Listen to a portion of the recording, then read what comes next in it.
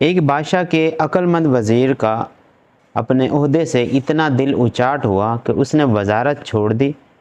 اور درویشی کا روپ اپنا لیا، درویشوں کے ساتھ جا کے بیٹھ گیا، اللہ والوں کے ساتھ بیٹھ گیا، اور اس کا دل وہاں پر اتنا مطمئن ہو گیا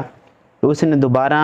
مڑ کے بادشاہ کی وزارت کی طرف نہ دیکھا، بادشاہ کے کسی حال کی طرف نہ دیکھا، کیونکہ وزیر جو تھا بڑا عقل مند اور بہت سیانہ تھا، تو بادشاہ کو اس کی بہت کمی محسوس ہوئی۔ تو بادشاہ نے اس کی طرف پیغام بھیجا کہ مجھے تمہاری بہت ضرورت ہے، اگر تم درویش رہنا چاہتے ہو تو ٹھیک ہے، درویش رہو، لیکن تم میری وزارت بھی سنبھالو، کیونکہ تمہارے بغیر میری وزارت کا جو عہدہ ہے نا، وہ کوئی بھی اس قابل نہیں کہ وہ اس کو سنبھال سکے۔ لاکھ منتوں کے باوجود، لاکھ کوششوں کے باوجود جو بادشاہ تھا وہ خود اس کے جانے کے باوجود بھی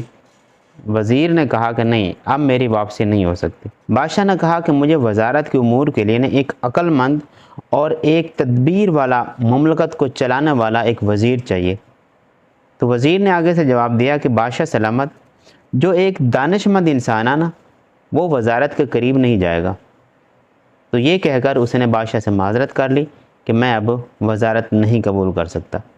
تو اس حکایت سے ہمیں یہ بات ثابت ہوتی ہے کہ جو بندہ درویشی کی زندگی گزارنے کی عادت بنا لے اور اس کا دل درویشی میں ہی لگ جائے اور دنیا کی تمام لذتوں اور تمام دلکشیوں کو انسان چھوڑ دے اور صرف اللہ کی طرف لو لگا لے، تو اس کی واقعی پوری دنیا کی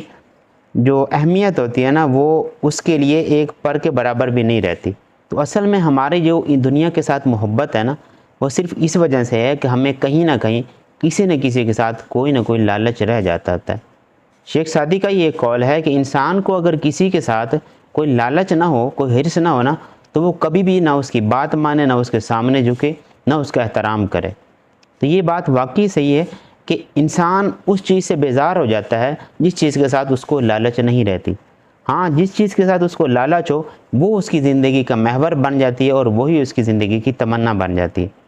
تو دنیا کی لالچ، دنیا کی حرص اگر بندہ اپنے ذہن سے نکال دے تو دنیا کی اہمیت جو ہے وہ انسان کے لیے بھی ایک پر کے برابر بھی نہیں رہتی۔ ہر کوئی جانتا ہے، ہر کسی کو پتہ ہے کہ اس نے اس دنیا سے جانا ہے، مرنا ہے۔ تو بہتر کیوں یہ نہ ہو کہ ہم اسی کام کے لیے، اسی دنیا کے لیے یا اسی گھر کے لیے کوشش کریں جس گھر کے لیے ہم یہاں پر کچھ تیار کر رہے ہیں۔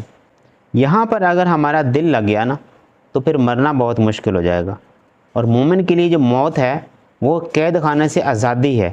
تو اسی لیے کبھی بھی کسی چیز کو مستقل لے کر اور مستقل سمجھ کر ساری زندگی، ساری محنت، ساری توجہ اس چیز پر نہ لگا دیں کہ آپ کی آخرت کا برباد ہونے کا خطرہ ہو۔